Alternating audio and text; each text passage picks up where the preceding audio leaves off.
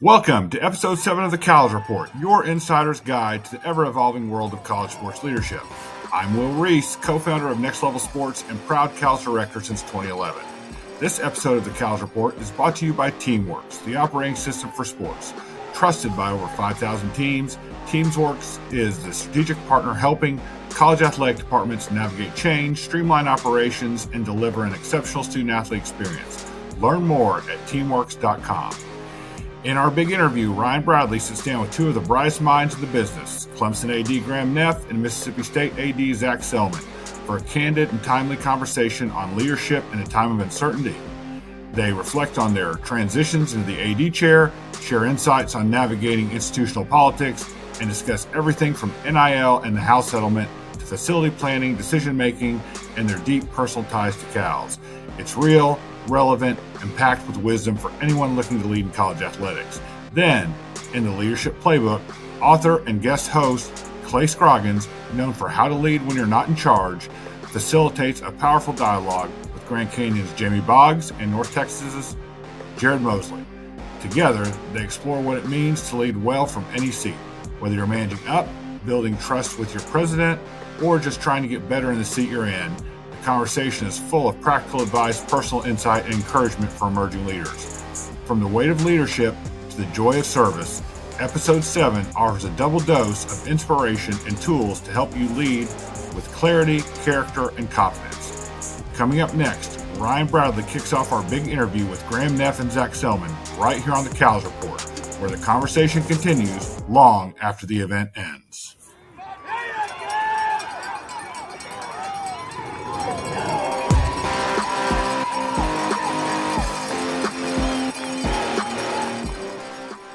It's time now for the big interview here on the College Report podcast. I'm Ryan Bradley, and I'm very excited to be joined this month by two of my good friends, two longtime friends of Cal's, the Director of Athletics at Clemson University, Neff, and the Director of Athletics at Mississippi State University, Zac Selmon. Gentlemen, it's a really busy time of year. Crossover season, as we say in the industry. March Madness is upon us. Lots going on. All that to say, thank you guys for making time to be with us. Looking forward to this conversation. How are things on your campuses this time of year? I'll go. It's great, Ryan. Thanks for having me. And you pairing Zac and I is, I don't know what the next 45 minutes entail, but I hope it's compelling chat. Zac and I go way back personally, let alone with Cal's and Ryan, to your point. So looking forward to this session. A lot going on, as you said.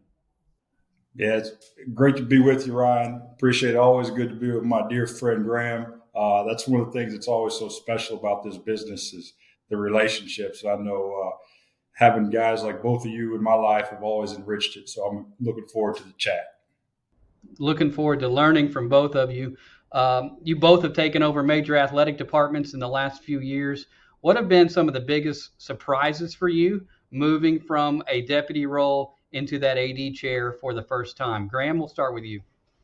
Yeah, thanks. Certainly, and Zac and I will have different stories to this, given mine was an internal hire. I've been at Clemson now 13 years, and when I had the opportunity to literally move the one office over, that was my office right there, and working with D-Rad, with Dan Radakovich for 9 years prior to this role. And that's one of the things that even playing off of the intros, Zac and I and others kind of in our deputy circle. And now over the years, it's really cool to have our roles ascribed to, a different office, so to speak, and in different schools. Of course, that happens in our industry. So it's just the lineage in the industry is one of my favorite things about it and how that parlays relationships. All that to be said, for me, the internal hire, something I like to talk about. Or share experience, because it was something that is unique. In our industry, there's trends of internal hires, external, right? Like we can all track that and have sense of that. One of the things that I think I underestimated on this internal transition and internal hire, having been here for 9 years, as I said, and in various roles. I came in 2013. I came to Clemson in 2013 as the CFO, as a finance guy. Right, and responsibilities change and grow, and ultimately was in a pretty comprehensive deputy role. And then, Dan leaves for Miami, great opportunity with him. He and I still talk, if not every week, multiple times a week, for better or worse. He's got a lot of thoughts on how things still roll at Clemson in a good way. I underestimated that stickiness of the prior roles transition, both as I look in the mirror. My background's in finance and engineering, and I'm kind of an in the weeds, a detail guy. And right as you progress in different roles, and particularly this role, it's just harder and harder.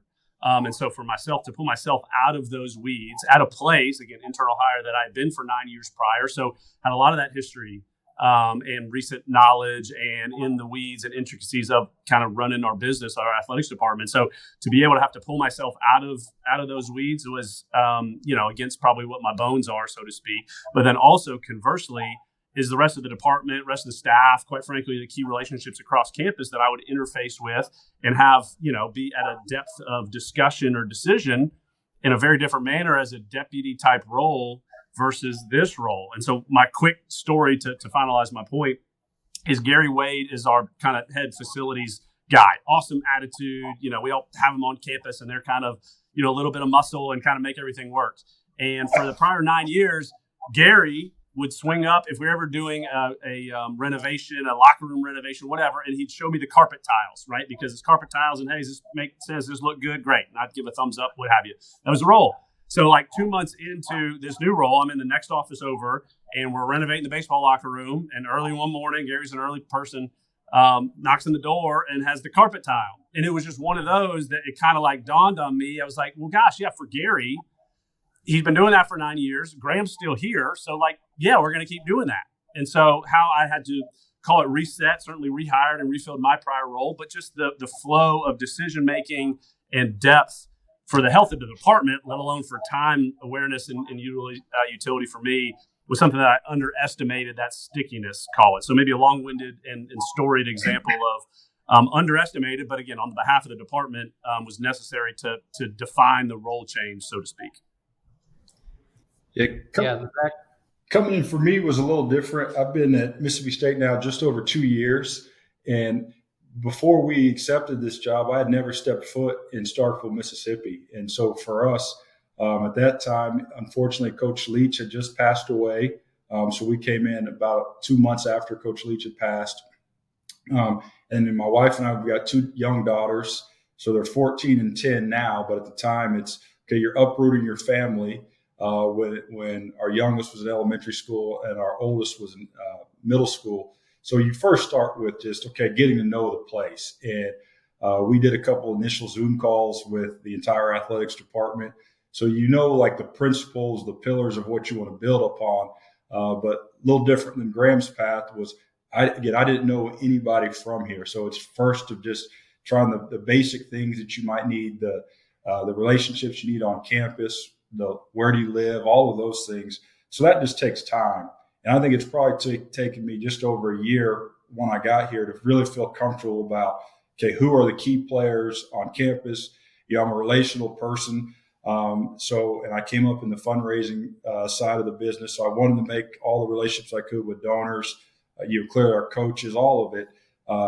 And then I think one of the things you do have to realize is there's a huge difference between recommendations and decisions. And my dad's a philosophy major. Growing up, he always said a bunch of stuff that I had no clue what he meant at the time. It was way over my head. But he was always talking about training your mind and the mental fatigue that comes with it, just because there's a different weight of responsibility when you're ultimately responsible, not only like the fun stuff, the games, the competitions, but there's a lot of responsibility that comes with these roles. And I think that you feel the weight on it. But it's been an unbelievable transition for us. We've got a great team of people here. I couldn't ask for it any other way. And I know how much I've grown. But I think the preparation and Graham's been able to work with some great people. I've been able to work with some great people and learn from some great mentors that really helped prepare me to run a department. Dewey Selmon, the philosophy major, that explains a lot. I did not know that. Ancient philosophy, man. It's unbelievable. He'll give you lectures. So we never got spankings growing up. We got lectures, and I would much rather have a spanking. I feel that. I want to ask you both more about just some of the pros and cons of that transition. Graham, yours on the internal side, as you've had a chance to reflect a few years in now. what were some of the built-in advantages of being the guy that was promoted from within, and maybe some of the things that you felt like were more challenging as an internal guy who everybody already knew? Yeah, certainly, the learning curve and contra to Zac's point of didn't know anybody, I feel like you knew, not that I knew everybody, but like had those relationships, knew how to navigate things needed throughout campus. We have a local, our state of South Carolina, we have a local board. So certainly our trustee relationships from a governance standpoint, President Clemens, I worked with for 9 years. And so just like that the built-in relationships that it changes, again, different role. So maybe not the fundamentals of the relationship, but like the sphere of discussion and things like that is innately different. So the learning curve of that was really, really flat, which is certainly a huge advantage. Disadvantages, like a little bit playing off of my prior point of underestimating just kind of the circles of where I needed to spend my time. Advantages of that, knowing the history and things like that. But like, I think that stacks a lot of the time. And it's not like that I want to now cold turkey and remove myself from a project, or, hey, now the org chart's a little different, and so I need to delegate that relationship. Well, I've met with whomever for 9 years, and now, it's not like you want to come across of, hey, I don't have time for that, but you got to manage, the calendar differently and time differently. I think certainly for Zac and I, about our timing of coming into these roles is when NIL, transfer portal, world's kind of changing. I'm sure we'll talk about that a little bit later, Ryan, but like, so there was some coinciding of that, which made things very different as far as we saw our predecessors, Zac with Joe C at Oklahoma, me with Dan, here at Clemson, and how they prioritized their time and prioritized things or tasks, and then where they delegated. Well, our coming into these roles coincided with, gosh, those priorities for ADs really, really changing. So there was a little bit of, gosh, I'd seen how Dan had done it before for 9 years, and gosh, that just it kind of was very naturally having to change, and so had to kind of rewrite how to go about the job from an industry level, let alone for a first time in these roles. And Zac, as an outsider, flipping that question a little bit, what were, in addition to getting your family there and getting to know everybody and just getting the lay of the land, what were some of the things that you saw as particularly challenging about being an outsider to a place, and where did you see an opportunity to look at things with fresh eyes and put your own stamp on things at Mississippi State? Yeah, I think one of the really cool things about college campuses and then also athletics departments is people that work in athletics departments, especially at this level, take so much great pride. And it usually hits a different level, whether they went to the institution, they had a family member, they were just grew up in the area. So I think anytime you're a quote unquote outsider, it's coming in with, hey, I'm just here to help. And how can we make our institution, Mississippi State University, better? And I think that's something I learned, working at the University of North Carolina, going there, of just saying, like, I'm here to help. I didn't go to school at UNC, but I'm here to help make UNC better. So I think first and foremost, it's just the commonality of how do you gain respect, trust, all of those things that take time. And then from there, I think an advantage is you come in with eyes wide open. I think it's critical, though, that you always remember that you're at a place, you chose to come here for a reason. For me, I chose to come to Mississippi State because we've got a great president, Dr. Mark Keatum. I got to learn more about the community and really fell in love with a lot of the tenets that we have. So then you're here for a reason, and you want to make sure that you continue just to do everything that you can to add value to the community, to the institution. And as Graham mentioned, we came in these roles right as and Graham took over at Clemson a little bit before I did at Mississippi State. But there's so many things that are changing. So you also almost have to speed date some of the concepts, because historically things would take a little bit longer. But now we're making decisions on so many changes in a short period of time, where I think ideally you'd have longer organic or longer runway to build relationships, to do some of the things. But we're, again, because of things outside of our control, we're making decisions in a much more condensed framework. But coming in from an outside perspective, it's been, again, a learning experience for me, but it's something that's been very fruitful as well. We're going to get into some of the hard stuff that's going on in college athletics a little bit later, but I want to stop here and talk a little bit about some of the initiatives that you all have rolled out recently. Graham, we'll start with the new Clemson Ventures revenue generation strategy. This appears to be another example of Clemson doing things in-house that a lot of athletic departments across the industry have outsourced over time traditionally.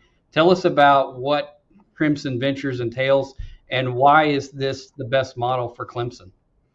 Yeah, you're right. I mean, it's well, first of all, what it is, it's at its core, it's multimedia rights, and we've been operating with that in-house for a couple of years now, 3 years, under the banner or a brand of Capco, Clemson Athletic Properties.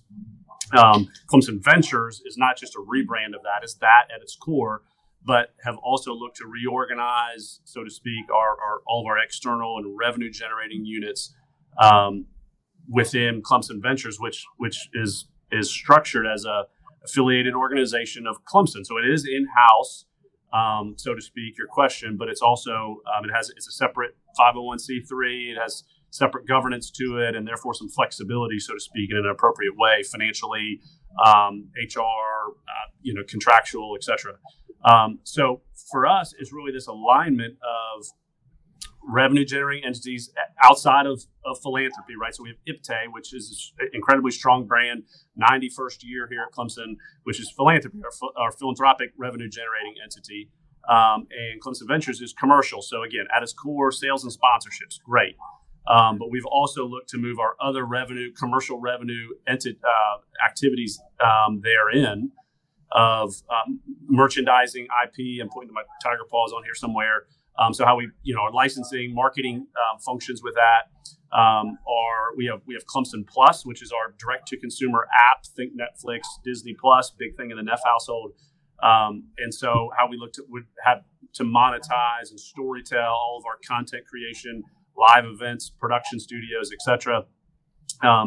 Therein, certainly ticketing is from a structure standpoint, we have that, call it quasi in there, but the expertise around data analytics and ticketing would be under that umbrella as well. And now, right, and certainly part of the strategy over the past 6 months has been from a NIL and right as we're enacting house cases, we anticipate fair market value, call it range of compensation, our ability to facilitate and kind of act as an agency. So have that strategy and staff under Clemson Ventures as well, right? That inherently is all tied together. I think we can all understand. Obviously, it comes down to people and structure and how that looks. So we've taken the initiative to put all those people and the structure and align that all in one uniform aligned manner.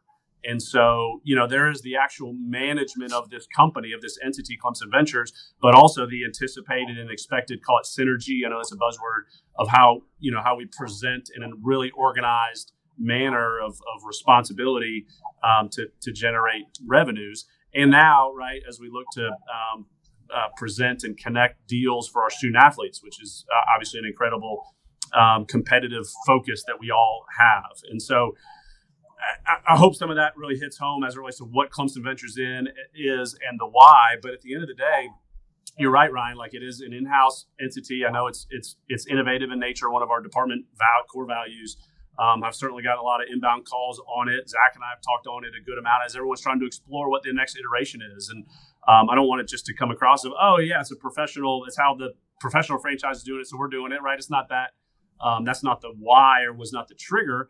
But we have spent a lot of time learning from, professional sports, and this is a lot of what they entail. So we've hired leadership for Clemson Ventures that has professional sports background, and look to continue to probably populate that with that type of lens, because right as college athletics continues to grow and we look to more professionalize at least our revenue generating functions, that's our mindset with Clemson Ventures. Has a lot of utility to grow the revenues for Clemson athletics, but also, again, to present and connect NIL opportunities for our student athletes, which is incredibly important. So I hope some of that connected and made sense. That's what Clemson Ventures is, and it certainly connects with, I think, how we like to think a little differently here at Clemson.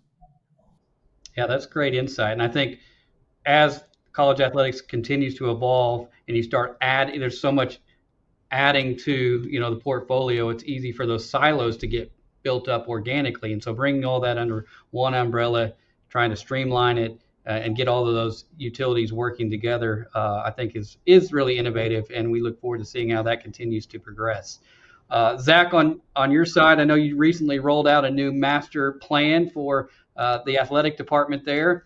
So 2 years in, I'm sure that was a long tail project. Talk to us about that process and what you're excited about as you've now got that out in the wild and people are reacting to the vision that you've cast for the future of your athletic department and its facilities. Yeah, really excited about it, Ryan, and just big testament to our team's hard work. You've got so many people internally within the athletics department and across campus, and clearly our partners with HOK. But again, coming up on the fundraising side, I always remember wanting to make sure that when we're asking people for financial support, we've got a clear vision of where we want to go and making sure we're the best, we're as responsible as possible and we're best stewards of their resources. And so when we got here, we assessed everything that we were doing, and the bones of a lot of our facilities are really good. And I know there's different schools of thought with the necessity of high quality facilities and also high quality NIL offerings as we're getting ready for rev share, whatever it is. But for us, we thought we've got to have a long-term vision to make sure that we put Mississippi State University, specifically athletics, at the top of the map as far as facilities. And so we assessed all of the facilities and laid out a pretty bold plan that we're excited about. We've already tackled a couple projects at our basketball program last year. And then right now our number one project is indoor football practice facility, which we've got great donor support from right now, and just really excited about, again, taking something from an idea to now taking things to market. And then I know once we get everything finalized, it'll just be a really good situation for all of us. So again, really excited about it, but it's amazing how much work goes into it, Ryan. And then now it's just the start.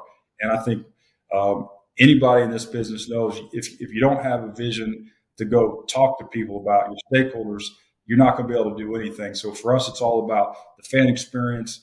How do we take young men, young women, and get them to the next ability athletically that they can be? So we want to be a developmental program. So everything that we're doing kind of falls within the same tenets of how do you have an elite fan experience, but also how do you develop athletes at the top of the game? That's exciting. Absolutely. Speaks to relationships. And so, right, Zac, you've been obviously a handful of different places, but you guys have been around too. And so, Zac, I don't know if I've told you this, when we were designing or at least getting concepts for our football facility, our football operations facility that we built in 2017, we flew around a couple places, including the SEAL complex down at Mississippi State, right? Which at that time was like one of the very first, it's been over a decade now, right? And so one of the very first kind of like created and organized football operations complex. So we went down there to see our, as an idea, we kind of flew architects and donors down, some staff to see that and a couple others.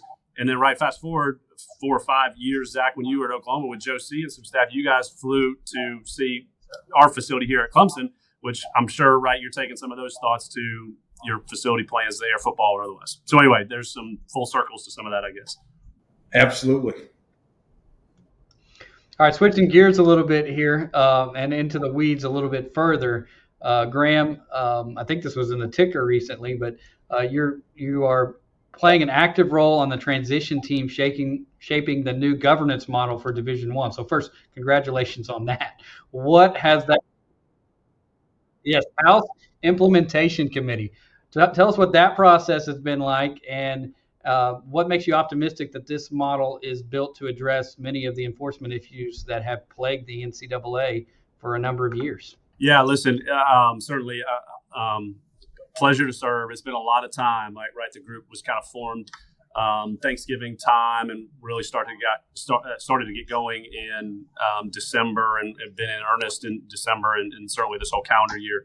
So I know that the names of our colleagues is out there, and it's been really it's fascinating to see, really led by the general counsels of the Power 5 conferences, the A5 conferences, who were the defendants in the House suit, and ultimately interface up through the commissioners. That being said, I mean, it's right. A lot of time we're organized into subgroups and committees. Again, I know some of this has been articulated out there. Even so much so that we've had to change our senior staff meeting cadence to move that here internally at Clemson in order to accommodate some of the committed kind of weekly times with it. All that to be said, of the 4 entities or ways we've organized, subgroups that we've organized of cap revenue share, cap reporting, clearing NIL clearinghouse, which is the subgroup, so to speak, that I spend the most time with, rules, and then enforcement and investigation. Your question kind of led into the enforcement investigation piece, right? All this is going to be new, right? This is the fundamentals of the change of the industry mechanics, and ultimately, a lot of it's been really interesting to see the balance or the tether while having the separate leadership of the A5 conferences. And so while the formation of an entity to enforce rules, ultimately affirm rules, and investigate, outside of the umbrella of the NCAA, but Charlie Baker and the NCAA's, role within it has existed in a positive, healthy way. So it's not like A5, take our ball and set up our own shop over here. It's not that. But there's ultimately a lot of recognition that, right, the House case and the defendants is really defining this separate A4 unit, and the need to do things a little differently, right, from an enforcement and investigative side of things. I think that's where, as the communication continues to roll out, there's a lot of call it confidence or intrigue that, hey, that's going to be done differently in a differently efficient manner and focus and rules and regulations and things like that. So I think how that's continued to take shape has been important. We're right at this precipice. We're talking here in early spring of balancing the work that's been done with the external, the rollout of it, call it the communications internal, meaning to ADs and coaches and presidents in our leagues, and then ultimately the public facing component to try to build and instill some confidence while the airplane's being built, so to speak. So listen, we're all pointing towards April, towards the settlement being heard by Wilkin, and hopefully some adoption of that, and then ultimately the implementation. So exactly the continuity of this committee, so to speak, I think we're all curious of how long that's going to keep going. Ultimately, once we get things built, so to speak, and rolled out. But it's been a lot of focus, and the inside baseball of it's been really, I think, helpful and important for myself and sure Clemson, but ultimately trying to take the Clemson hat off on behalf of the ACC for us, and ultimately the A4 for the rest of the country. Zac, you're not part of that transition team, that working group, but I know you're much more than a casual observer. So what has what have you kept your eye on, and what are you looking towards in terms of what you're communicating back to your staff and your coaches as you're getting updates from this group? Yeah, within the SEC, we've got Trev Alberts and then Mitch Barnhart on the committee, and they've done a fantastic job just with flow of communication, big picture items that everybody needs to be aware of. And now as we're approaching different deadlines or key milestone dates, if you will, just to be as prepared as we can here locally. And that's one of the things that has been so good about our conference, about the SEC, is they've just been fantastic with communication. And I know from our standpoint, it does allow us, it's always, as a leader, it's always a little uncomfortable when you're trying to plan and trying to lead in the unknown. And Graham mentioned it, putting the plane together as you're flying it. There's a lot of changes outside of our control, but it does give you comfort to know we've got great minds in our industry that are rooted in the right things, rooted in what's best for higher education, rooted in what's best for student athletes. And so I know we locally take a lot from getting Trev and Mitch and really help us activate some of our internal planning. You both use the airplane metaphor, so I want to build on that a little bit. How do you approach decision making when you're in such a volatile environment? The information is changing on almost a daily basis. It seems like the goalposts are moving on a regular basis, and you've got to communicate a strong vision, a clear vision, but also a nimble vision to your team, to your coaches, to your fan base in the midst of all of this rapid change. How challenging is that, and how do you approach that when you need to nail down decisions in order to give your team the go forward? Zac, we'll start with you. Yeah, coming up in the business, in both of gentlemen I had the pleasure to work for, and Bubba Cunningham and Joe C, were huge on just core values. And maybe early on in my career, I didn't put as much stock in that. And so, for us here at Mississippi State, it's state of mind. So serve together, act, transform, and excel. So everything that we do, all the decisions are made based upon our core value system. And I think now that gives you a lot of comfort knowing a lot of times you're not going to bat 1,000. But over time, if you could hit better decisions, and then also learn from the decisions that we make. I've got 4 great deputy ADs on our staff that make unbelievable decisions all the time. And I think it's just clear lines of communication. Who has the ability to own which decision, what decisions do I need to make versus which decisions that people on our staff and our team need to make. And that's something that I think we're open with it and have constant dialogue and feedback of just trying to get better with it. No different than what we're asking our student athletes to do every day of getting better. I think that's the same onus of how can we sharpen our decision-making skills throughout the process. Graham, what's decision-making look like for you in this environment? Yeah, kind of one of my favorite phrases that the department would, some of the staff would smirk when I'd say it here, because I use it so often, is in the absence of certainty, provide clarity. And it's so absence of certainty. There's nothing certain about exactly how House is going to implement it, or what does it look like on July 2nd, or what is the litigation work, right? We're not certain, but clarity. Here's where we're at, and reserve the right to come back next week because the goalpost may move. Your point of your question, Ryan. And so, and I'll say that, and it's interesting as it relates to preparation towards these jobs that Zac and I are in now. We were talking at the beginning of the conversation in deputy roles. We all learned a bunch. Every industry changed, et cetera, from during COVID. Certainly college athletics had a lot of change and had to be nimble more than ever during that time period. And so I think back to some of the balance and the staffing and the decision-making at Clemson. Dan would have to be significantly interfacing at the conference level and the campus level and national level on those type of things. And so he had tasked some of us from a staff standpoint to have significant and really, really frequent interface with our head coaches and maybe senior staff and at times, right, our whole department, Zoom or otherwise. We're all remote and at various times. My point is, so just found during that time a lot of what we carried forward now of not much certainty here, but clarity. Here's where we're at, frequent touch points. So it's not like we're having staff or head coaches meeting once a week on House case, maybe like we did during the heights of COVID uncertainty. But just found that to be and lean on that now, just high touch points, high transparency, i.e. the clarity, and in order to acquiesce on the certainty that none of us really have. So that's been the watchword, and I think our behaviors, I hope, kind of follow that mindset a little bit. And speaking of that clarity, recently in the headlines, it's been documented that litigation between Clemson and Florida State and the ACC appears to be settled now. I'm sure that gives you some sense of clarity as well for your staff and your student athletes, coaches, et cetera. How is it helpful to have that behind you, and what does that allow you to do in terms of providing more clarity and direction to your staff moving forward? Well, you guys smirking at my exhale, whether that was intentional or not, but it was probably literal in a lot of regards. Listen, happy to talk on it, Ryan.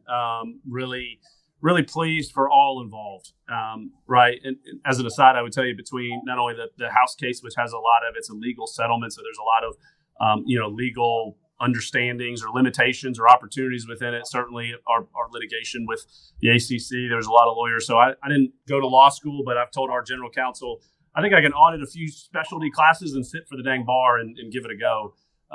Just with how much we've all interfaced with on the legal side so much. To your question at hand, a strong ACC is good for Clemson, and a strong Clemson is good for the ACC. So I don't mean to be totally PR'd with you, Ryan, even though that's certainly your background. But that's certainly been a mindset that we've had, and ultimately kind of led to what we think is a really positive settlement for Clemson, sure, but also for the ACC. And the changes of the financial distribution. One of the things that was important with it for Commissioner Phillips and the ACC and the presidents that how we understand it is that there's no hard coded dollars for Clemson or for Florida State or for any member of the league. It's all earnable, up or down, based on ultimately on the field performance or on the field performance, which ultimately has a lot of linearity with TV viewership, et cetera, which, as so much of the big business of college athletics, continues to be buoyed by media contracts and viewership and television dollars. Like, there's a lot of understandable connectivity with financial distribution to membership and how you provide value from a viewership standpoint to the league. So there's the financial component to it. Certainly the nimbleness around the continued to changing tectonic plates within our industry, with all kinds of what does the future look like, right? And I won't go down rabbit trails with that, other than to say that, gosh, there's been the rate of change in how our industry works, let alone how the industry is structured, so much over the first half of this decade, and we can all anticipate over the second half of this decade to be prepared for that flexibility and nimbleness. And that's a lot of what Zac and I's jobs are, to look out for our institutions and to have our hats on while being, again, at Clemson has been incredibly important for us, all the way up the food chain, governance, president, of course, coaches. We talk a lot about being great members of the conference we're in, and being having a great ACC is really an important part of that. It's just how we view, what our job is as members of the conference, and feel like this settlement allows for us to now double down on the forwardness for the ACC and all members. So, Commissioner Phillips was first class the entire way, as expected. Just knowing Jim, and he really compartmentalized. And we tried to mirror the compartmentalized, right? The litigation and membership dispute, not easy. Don't mean to take it lightly. While also, student athletes that, it's not their decisions. They need to be unaffected by it, and officials and all those type of things that over the year of which we had an outstanding litigation, couldn't have felt as more supported from the ACC as a member. So very excited to have the exhale of having a good settlement towards it. And now for us to continue to do our part and be great at Clemson and how that supports the ACC for sure. I appreciate your candor in answering that question, to say the least. We could sit here and talk about the persistent issues in college athletics all day long, but I really want to pivot to some of the more positive emerging trends. Zac, what is one area where you think college athletics is headed in the right direction right now? For me, Ryan, it's always about like the education and opportunities that college athletics provides, and that will never change. I get there's a lot of challenges, and we've heard a lot of people, whether it's complain about obstacles we have, but for us, we came off 2 back-to-back semesters with our football team having a cum GPA of above a 3.0, and we're taking the majority of our kids from the state of Mississippi. And to go from where they're coming from to now have access to education. My dad was a first-gen college graduate because of the game of football. So that's just, a lifelong mission for me. And all my sisters were able to go to school because of college basketball. I was able to go to Wake Forest because of a football scholarship. So I understand the economics have changed. And those are some of the things that we're trying to solve for, whether it's through house, locally within our conferences, what we're doing. But the core of what we're doing is still really good. And that's something that always drives me when you see, again, we understand what transfers are doing, but we also understand graduation rates are going up too. And understanding that education sometimes looks different. One of my little sisters, my parents adopted, is now working for Starbucks, and she's getting her online education. She comes from West Africa. Now it has opportunities for her because of innovation and technology to go get a degree. And so I think it's just having the mindset of sometimes it's uncomfortable, the changes of what we're doing, and a lot of things have changed. But the positives of what we do, you ask Graham walk around Clemson today, he's going to have a great group of student athletes that have unbelievable stories. The same when you walk around Starkville, the stories that you hear from kids from literally all over the world, whether they're top in the class. We just had a young man win the heptathlon national champion that's been working his tail off.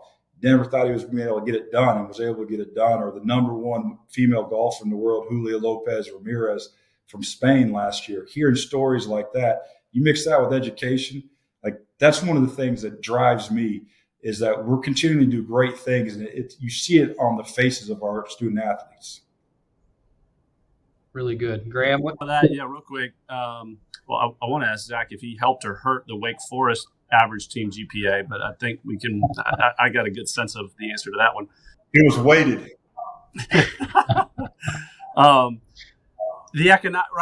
The economic piece Zac referenced, and there's a lot being written, and we're all adapting to the scholarship. I'm playing off of the educational value that Zac was hitting on, but even the economic educational value of scholarships, right? And roster size reduced really hard. That's been a hard thing for many, affected many, but ultimately the scholarship limit or the scholarship deregulation, scholarship limits being increased, like the good of that.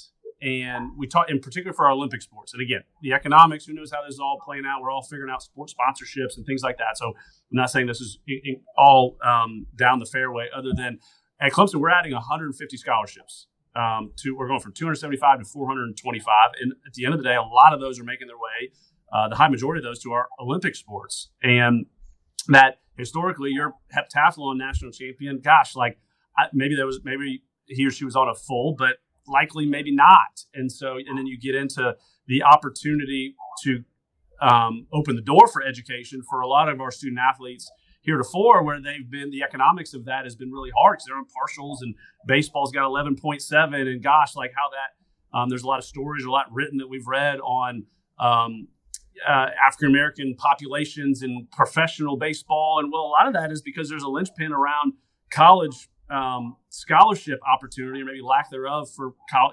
college baseball and the cost of baseball. But now, gosh, if there's opportunity for a lot more scholarships in college baseball, how that maybe is going to affect youth baseball. I'm on a baseball path, but we can extrapolate this to a lot of the Olympic sports, how that may affect youth or high school baseball, which leads to collegiate baseball, which leads to professional baseball. And so I think the demographics and the economics of that is going to take, a generation to play out, but like we can forecast a lot of good for that while we're trying to navigate the broader economics and rosters and things like that, which is not easy as well. So the educational piece, tying the economic financial piece to it, gosh, Ryan, I think there's a lot of good for the change that's at hand for it. That's good stuff. All right, we've just got a few minutes left, and I'd be remiss if we didn't take a trip down memory lane. As I mentioned at the top of our conversation, I've had the good fortune of knowing you both for a really long time and watching your careers progress, and it's been amazing to see what you both accomplished. Our friendships, in large part, were formed due to our mutual engagement with Cal's and with Will Rees. So I'd love to hear from you both talking about Cal's and Will and what that event and organization has meant to you on a personal and professional level over the years. Yep. Well, for me, I always refer to Will. It's Forrest's son. Forrest is the real MVP of the family.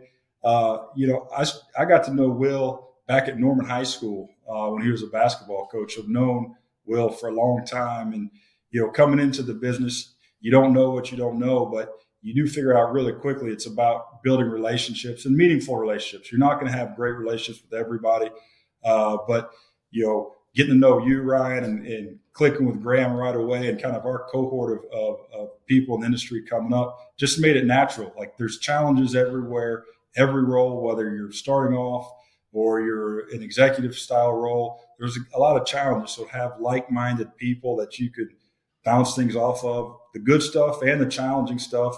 And I look at it more so it's so much deeper than just colleagues. I consider Graham not only just in our business, a dear friend, know his family well, and vice versa. So I think that's one of the things that Cal's really allows for, is you get to know people, you get to learn, you get to grow, all those things. But everything that we do is about people. And that's one of the things I've always loved about Cal's. Well, and Will, how he structures the culture of Cal's really, facilitates that. The family feel, the invite kind of only, or like the referral process to be able to come to Cal's, so to speak. And now, gosh, what, Ryan, 15 years? What Cal's, is it 15 plus or minus?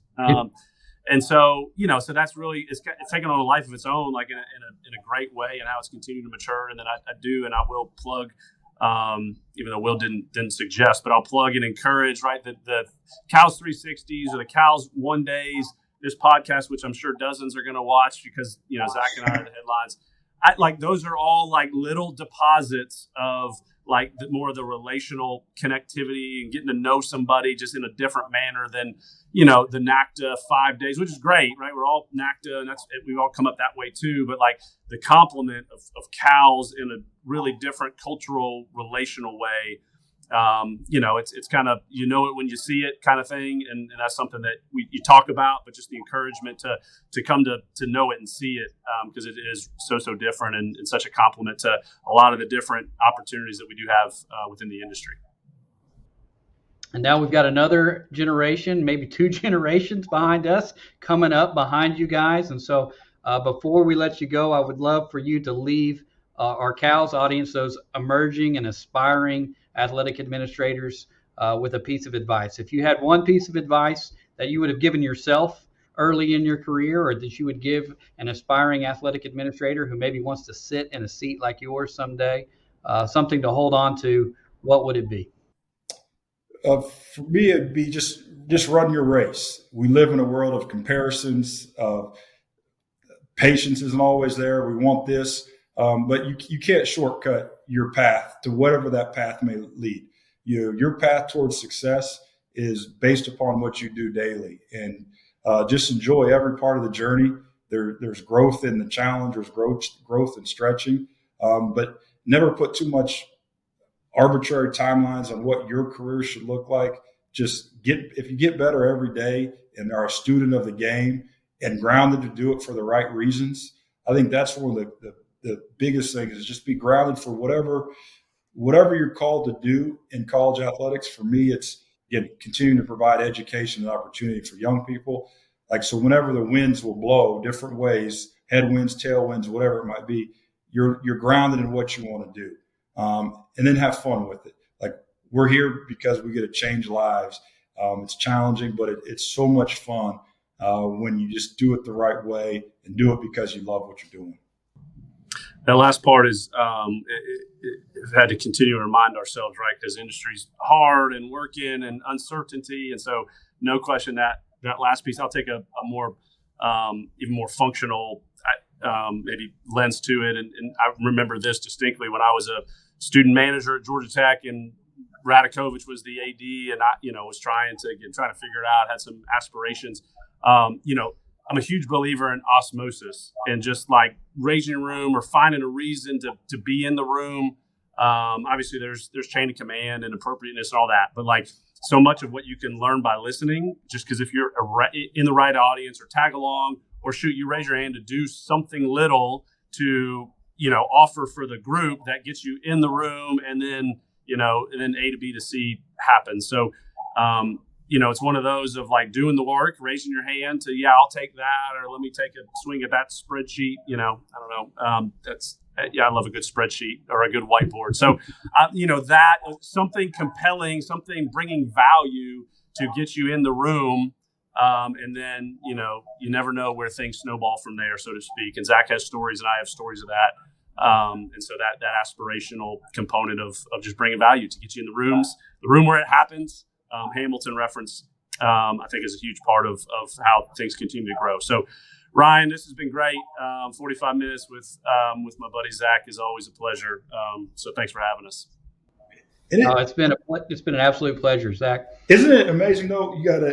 I'm terrible at Excel, engineering wizard. I was a religion major, so there's no clear path. Just run your own race, and that's the beauty of college athletics. It's so many different backgrounds that can come together.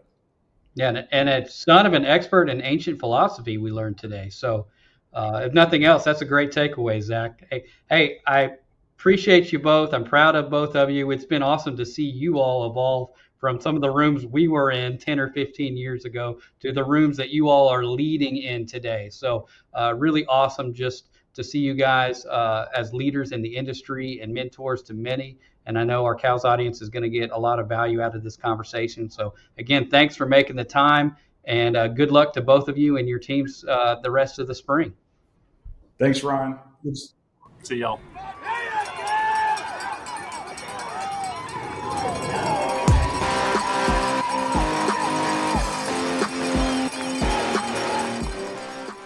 Well, welcome back to the Leadership Playbook. Really excited today to get to welcome Jamie Boggs and Jared Mosley. Before I introduce or allow them to introduce themselves, let me just introduce myself. My name's Clay Scroggins.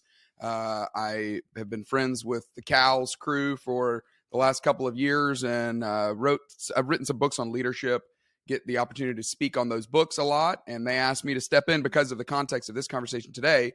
I wrote a book called How to Lead When You're Not in Charge. They said, hey, would you mind facilitating this interview with Jamie Boggs and Jared Mosley about that topic? I said, I would be delighted. Longtime listener, maybe second-time caller for me. But Jamie, let's start with you. Grand Canyon, we're in the middle of March Madness. You guys were in it. You got bounced, but last year had a fantastic run. I know there's way more to your life than just that. So tell us a little about you and what you do in the role you're in. Well, that's been my primary life for the past 2 weeks. But currently vice president of athletics at GCU. Been here for, I can't believe it, 10 years now. Before this, I was at Georgia State for just a short period, 3 years. I had a great experience there, working for Cheryl Levick, learning a lot. And before that, I was at Duke, where I got my start in college athletics for 7 years. Spent a little bit of time in a sports agency, a little bit of time in pro sports. Seems like we're moving that direction anyway. So who knew that was going to matter now? I've been in college athletics for over 20 years now. Did I see you have a law degree? I do. Yes. Yes. When I was graduating from college, my parents gave me 3 options. They're like, you can go to medical school, law school, or you can get your PhD. So those 2 require science too much. Go to law school. So yes, I do have a law degree. I'm curious to hear more about that, but before we dive back into that, Jared, let's give you a chance to say hello and introduce yourself. Jared Mosley, North Texas, up in Denton. Lovely Denton, suburb of DFW, and have been here at North Texas. Man, it's been 8.5 years. The last 2.5 as athletic director. Had an opportunity when Ren Baker came on board to jump back into college athletics, because previously I was spent a couple of years as the president and CEO at the Texas Sports Hall of Fame in Waco. And then prior to that, got my start at my alma mater, Abilene Christian University, and was a basketball student athlete there. Spent a little bit of time overseas playing basketball. And then when I came back to finish the degree and jump into the real world, started as a graduate assistant in basketball, and quickly was able to navigate my path in athletic administration. And so spent my last 10 years at Abilene Christian as the athletic director.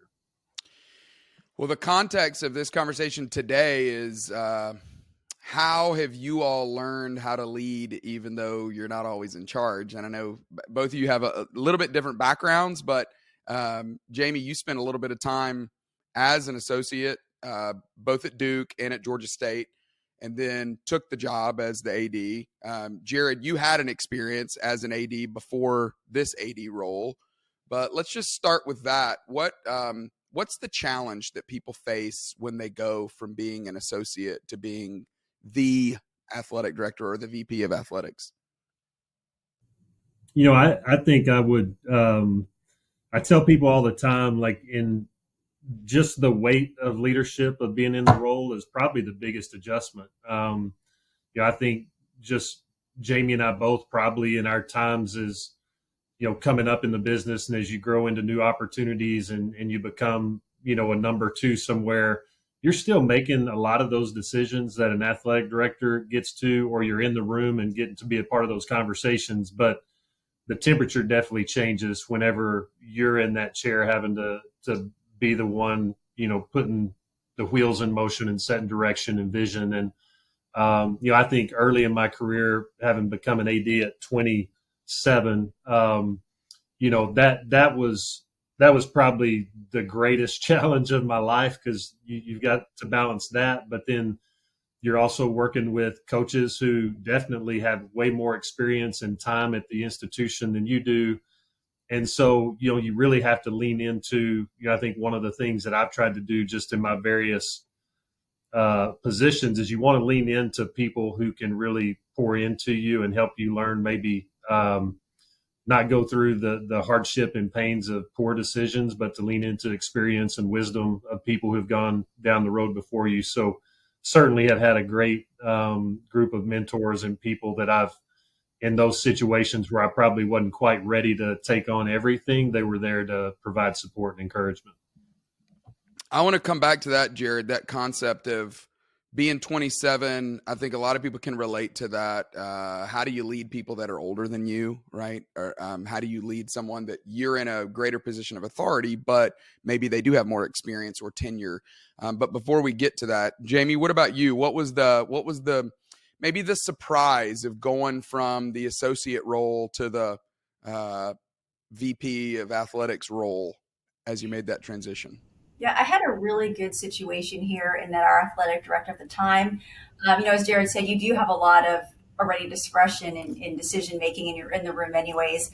But I had a situation where we were moving so quickly as a university. We're very aggressive as a university. So our athletic director at the time really gave me a lot of discretion when it came to decision making and working directly with overseeing all the operations of the staff. So, from an internal standpoint, there wasn't much of a transition for me. The bigger transition was, okay, how do I get my president now? In the room, I'm in the room, and he knows me, but presidents aren't really caring about not they're not caring, but they're not paying attention to who's going to be your next compliance hire, how's your compliance manual going, things like that. They're paying attention to bigger picture things, and I wasn't as much involved in those things. So, for those bigger picture things that are on our plates, how do I get my president who's due to to trust me and feel confident that I'm going to make the right decisions? Well, we'll do the same. We'll put a pin in that one too, Jamie. But before we end this podcast, let's make that promise that anybody that's listening, we're going to tell you how to get your president to do everything you've ever wanted your president to do before this podcast is over. How about that? I can't wait for Jamie's answer. Like we all need that. So. Exactly. But Jamie, let me ask you a follow-up question to that. You mentioned that when you were in the associate role, you had a great situation. That was very humble, very kind the way you said it, because you gave all the credit to the person that you were working for. But I would assume you had done something, or you had led in such a way in the position that you were in that gave people the trust in you to go, all right, well, we're going to go ahead and give you some early practice on being an AD while you're still an associate. I know that's sometimes hard for us to comment on our own, what makes you so great, right? That's sometimes hard to answer, but what did you do? What were the secrets that you learned back then that allowed you to build that kind of trust where you had some early autonomy and some early authority to be able to make some of those decisions? I think all of us in that second chair role, it's competence. I mean, you really just have to be very good and competent in your role and have the skill set. It just happened that GCU at the time was transitioning from Division II to Division I. And that was my niche from when I was at Georgia State. We transitioned from FCS to FBS. So I really already knew the entire process, what we had to go through, what we had to provide to the NCAA. I just had the skill set. So, Mike Vaught at the time, he just had confidence in the fact that I had the experience. He knew I knew what to do. I was competent in that role. I think that's a great lesson to anybody younger, because I think a lot of times you might begrudge the situation you're in, roll your eyes or, oh my goodness, why am I having to learn about this thing that I don't know? I don't know that I'll ever use it again. A little bit like the way maybe kids handle, geometry or think about, chemistry. But the truth is, in career, you never know when you're going to get 10 years down the road and go, oh, now we're going through something that I've actually been through. Now I can dust that folder off and I'm now the expert, right?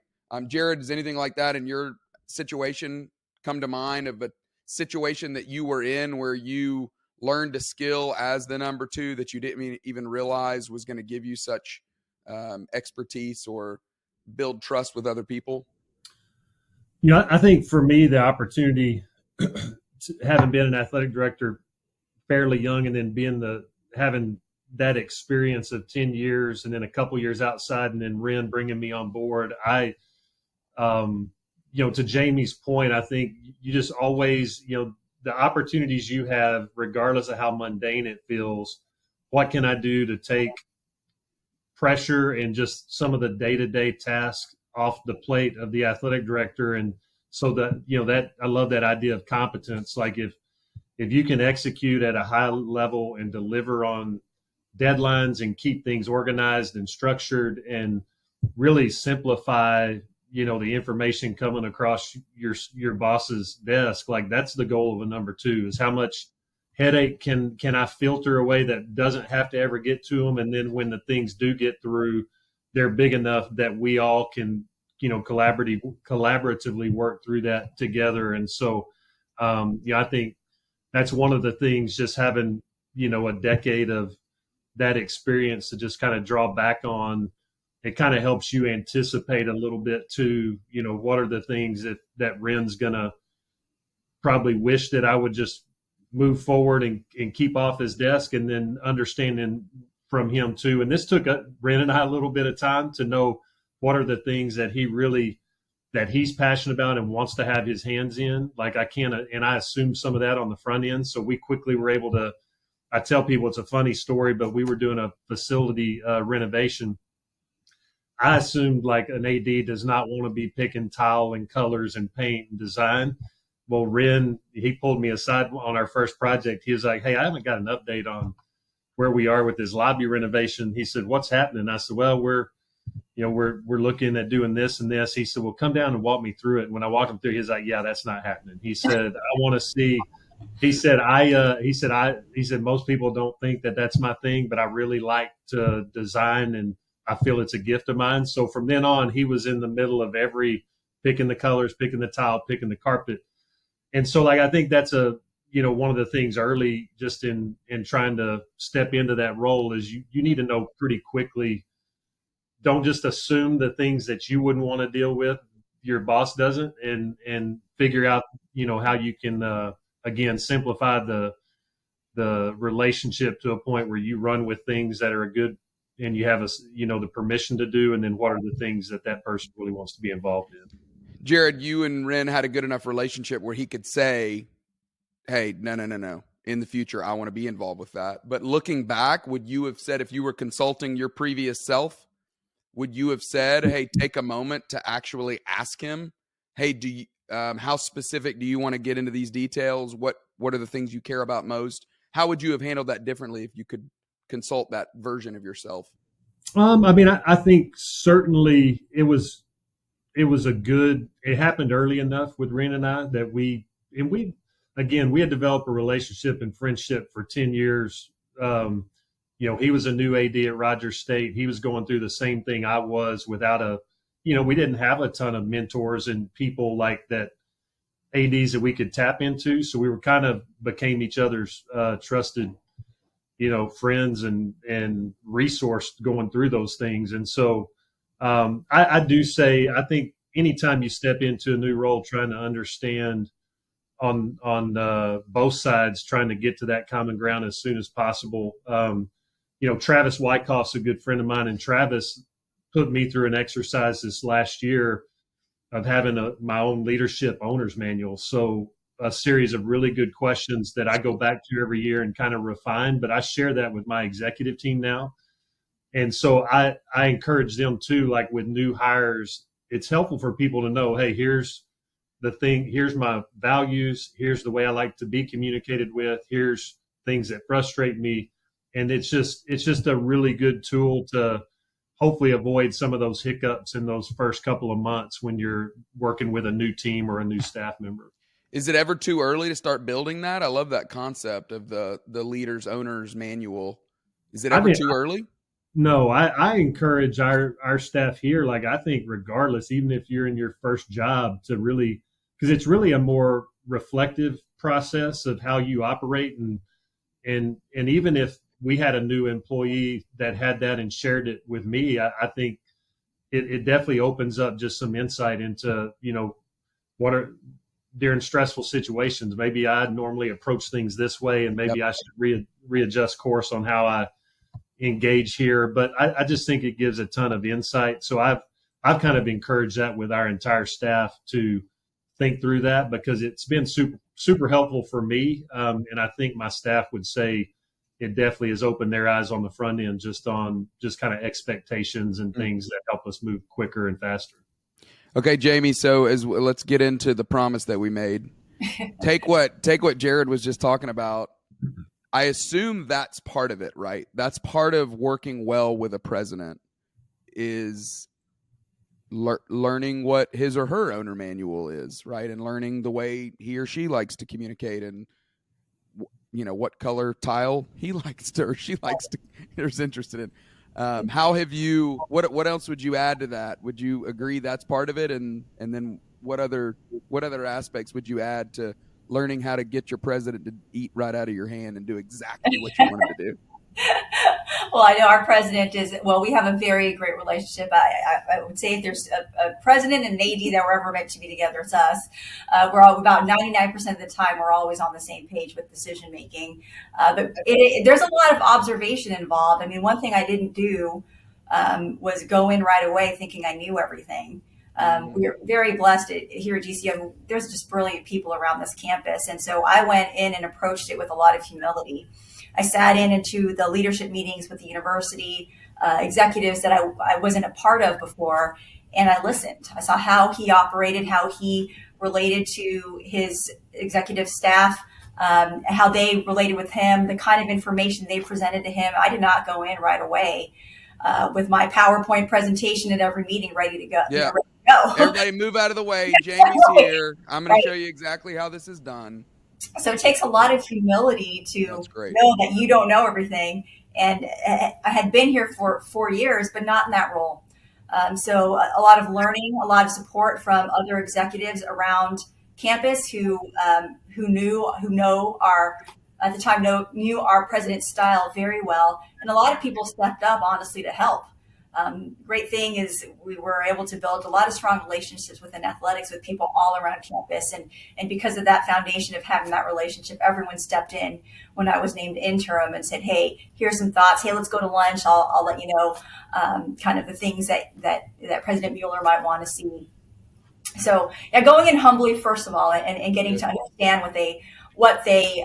how they operate and think and like to be approached. But secondly, you still have to produce results, and you have to produce results. And for us at the time, that was when our conference was really kind of on the edge of potentially falling apart.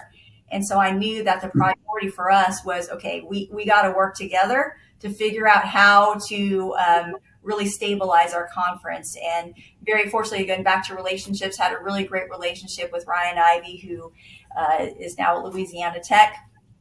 But we were connected somehow, and we thought there was some potential with our conferences for them to join our conference at the time, and brought that to our president. And 6 months later, we have 4 new members in our conference. So you got to produce results, and that was really where I think it was that point where he really felt like he knew that he could trust that I would produce for him.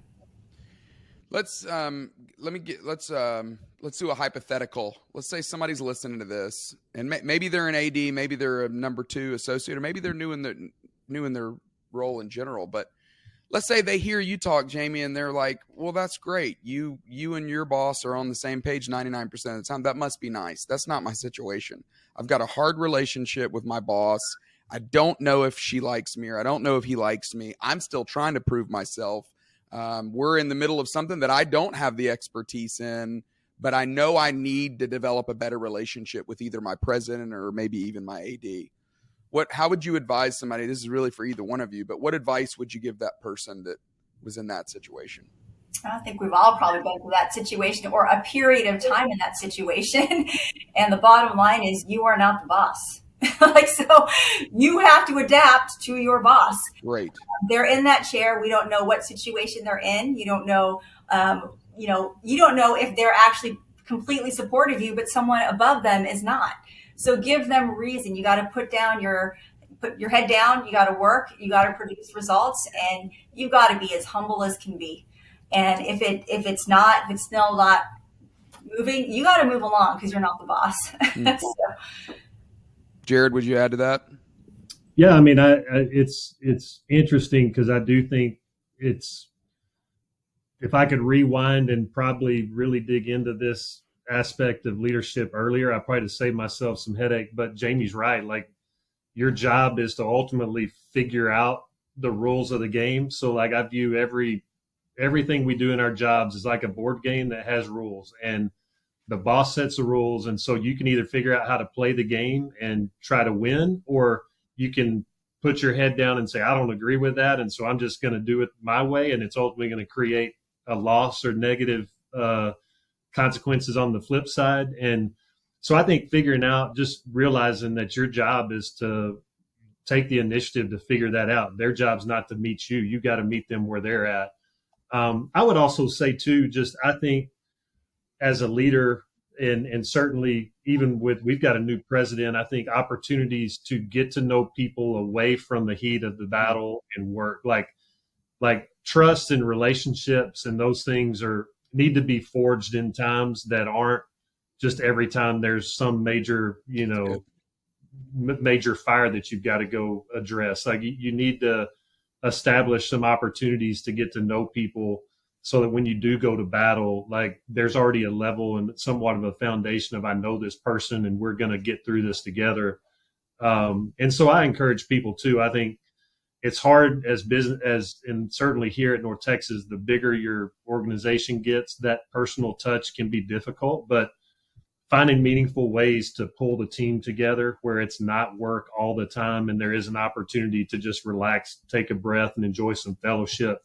I think those things are equally important, especially, even with a president, you need to figure out times to create that space that's not always around something that's work related. And I would also add, probably take advantage of the moments. You really got to take advantage of those moments where, whether it's a trip somewhere, a long car ride somewhere, an opportunity to do something that's outside of it. You might not be able to, particularly if it's with your boss, you might not be able to schedule that. You might not have the control to be able to make that happen. But when the opportunity does present itself, you really got to see that as a really crucial opportunity. I call it it's the boss employee squeeze, where the boss, when I like to ask people, if you had to choose between relationships and results, what does your boss want from you? Well, Jamie, you've said it a few times. Your boss wants results. I'm happy to have a relationship with you, but it will be a better relationship if you give me results. When you flip it around, what does the employee want from the boss? Oftentimes the employee wants relationship, right? We all want to have that kind of relationship, Jamie, that you talked about, that you have with your boss. Jared, sounds like that you're even developing with your boss, but that's not always easy. It really does start with the results. Can you produce some results in the role that you're in? You both have produced results, and it's got you into the role that you're in now. Let's talk real quickly about your own personal habits. What are the things that you feel like sometimes maybe people overlook, or the daily habits, the maybe morning habits, the way that you set yourself up to be as proficient in your job as you are?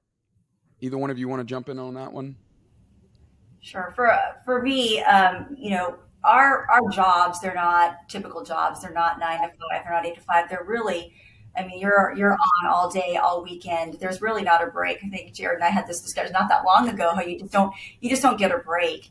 So for our department, we want to have fun at work. You're going to be at work all the time, so you want people to enjoy coming into work, even at the most stressful time. So it's really, there's no work-life balance in athletics. So we try to create it within just this environment, this culture of a family culture, and so that people enjoy it. And it has to be a part of, it's just part of your life. Like, your life becomes your job. So, we have fun together. We try to do things outside of work. We try to have these moments of, where our families get together. We keep a very family-oriented environment because you have to, or else you don't see your family. So it's really for us merging our family and our work, and just a really, a culture where we feel like we still always enjoy coming to work, no matter how stressful it is. Yeah. And I assume your husband's got to be in on that, Jamie. I mean, he has to say, "Hey, I'm in." Yeah, and fortunately, he's a former athlete, and so he understands. But, to your point, the spouses make such a difference, and that's something I should add in. We include the families in everything, even in our workplace. You will at times see little kids running around here, and there's times when I say, "Hey, you guys, you work from home. If your kids are sick, work from home. If you don't have to come in today, don't." So just really also being mindful of there's families involved, and you want people to again love being here, and we've been able to retain people because of that. It's great. Jared, what about you? Yeah, I think for me, and Jamie's alluded to it, I early in my career before I had kids, you try to just say, hey, I'm going to break at lunch to go work out or to go do this thing that I kind of need to recharge. And you find quickly in this business, like you're not like you think you're going to get away for lunch, and something's going to always push in. So I'm rigid with my routine to the point that my wife will tell me, listen, you can sleep in on the weekend, but I get up at 5:30 every morning. I work out. I spend time. I try to spend the first few minutes and hour of my day either reading. So kind of it's my chance to like self-reflect and learn and grow. I'm fortunate. I've got a group of peers and friends in the business that we're on a text thread, and so like periodically you've got that's sometimes work related, sometimes making fun of each other for something we're going through, but just to keep it light. I've got a group on the spiritual side, just trying to think through, my faith and trying, how do you squeeze that in too? Like I've got an awesome group of guys who every day, what one person sends out a devotional thought or just something to encourage. And, you just try to build in these moments where you create that stuff that you're able to kind of refill your tank too, that gets you through the day. And I would say too, for those who have young families, like I can remember early, I'm in a little different phase now because my kids are all older. 2 are out of high school, 1 left in high school. So like the pressures of having to create that time's a little different for me. But I can remember when they were little, like you're trying to build in vacations or around NACTA or around your conference meeting or the basketball tournament where everybody's in the car. Like you just have to create the windows of opportunity. Now, what that's meant though now is that my kids are spoiled in that I've been like, as a kid, if my dad had asked me, hey, y'all want to go to a pro game? I'd been like, yeah, let's go. My kid's first question, well, are we sitting in the suite? Yeah, are we in a suite? Oh my God. They're like, yeah, I might pass on this time, but it's you do have to get creative and certainly blend the two. Certainly when you have young families. Let's end with this one. You guys have been fantastic, by the way. Thank you for opening up your life and sharing your wisdom with us. Give me like one piece of encouragement you would give to somebody that's listening going, it just hasn't happened for me. I mean, that's cool. You were in the number 2 spot and then you got to be in the number 1 role, which Jamie, I love what you said. Ultimately, you're not really in the number 1 role because you still have a president that you work for. Everybody in the end has a boss. But what would you say to that person that's just feeling kind of discouraged, going like, I don't think it's going to happen for me. I've been busting it. I've been giving it my all. I don't have a whole lot of personal life. I'm tired, I'm exhausted, and it's just not working out. What's the one piece of encouragement you would offer to that person that maybe is looking in the mirror with a little bit of discouragement today? I mean, I think all of us, even in our roles we're in, you kind of reach that point, whether you're looking for a next step or not. Like, certainly in college athletics, as much as it's changed, it's just it's got a number of challenges. But I think the best thing to do, I think a lot of times when you're young and you're trying to pursue those things aggressively, like you focus so much on the goal that you allow that to impact the day to day. And, I think for me, even looking in opportunities that I thought, man, this is going to be the one. And then you get there and you don't, and the disappointment, but then you look back and had 1 or 2 of those things popped, I wouldn't have had the opportunity I really wanted, which was here at North Texas. And so I think while in the moment it can be frustrating, just, put your head down, continue to do the work, lean into people like and Jamie and I both, have a connection, but, I think, Bob Bodine's been, I hear his voice all the time when I'm thinking through opportunities, in that, God's given us everybody we already need to get where we want to go. And so how do we create meaningful relationships? I don't have a big net, but I've got a small one with really deep relationships. And so how can I lean into my network of people to help encourage me through those times of disappointment, but who can help open those doors and be an advocate, there. And so I don't think enough people probably focus on really trying to dial into truly authentic, meaningful mentors and relationships that can kind of weather you through those times of disappointment. Jamie? I always say God's plans are always so much bigger and better than ours. And sometimes what you think you want isn't really what you want. And you don't know really what it is. And when you look back, you're where you are for a reason and a purpose, and you're there to serve a purpose. What I always have said when I've gone through situations where what am I doing? Why am I doing this? Is I really focus on the joy of serving others. And that's what we were meant to do. That's what we were created to do. But when you really focus on the joy of serving others, it makes you forget about why am I not here now? Why am I not here now? Again, there's a reason and a purpose. And so, my best advice is find the joy in serving others, and God will take you where you're supposed to be.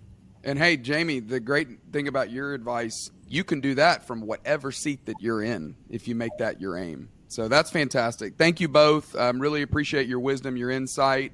Hope that you guys will continue to follow along with the Leadership Playbook. Jared, thank you. Jamie, thank you. Thank you. Appreciate it, Clay. Thank you. Good seeing you, Jamie. Thank you for tuning in to episode 7 of the Cows Report. It's been a privilege to bring you an insightful conversation between Ryan Bradley, Clemson's Graham Neff, and Mississippi State's Zac Selmon, exploring leadership transitions, strategic innovation, and the future of college athletics. And a special thanks to Clay Scroggins, Jamie Boggs, and Jared Mosley for the rich perspective they shared in the Leadership Playbook on how to lead well, no matter your title. A huge thank you to all of our guests for their time and transparency, and to each of you for being part of the growing Cows community. Your commitment to leadership, growth, and service is what makes this space so special, and we're honored to walk alongside you in this journey. This episode of the Cows Report has been brought to you by Teamworks, the operating system for sports. With revenue sharing and regulatory change on the horizon, Teamworks helps college athletics departments streamline operation, manage student-athlete compensation, and operate with clarity and confidence. Learn more at teamworks.com. Be sure to subscribe to the Cows Report on YouTube, Apple Podcasts, and Spotify. And follow us on Instagram and LinkedIn at the Cows Report, and on Twitter at 80 Symposium for more updates, clips, and conversations. For more information on Cows or connect with our team, visit www.80symposium.us. I'm Will Reese, and this has been the Cows Report. Until next time, stay connected and keep leading the way in college athletics.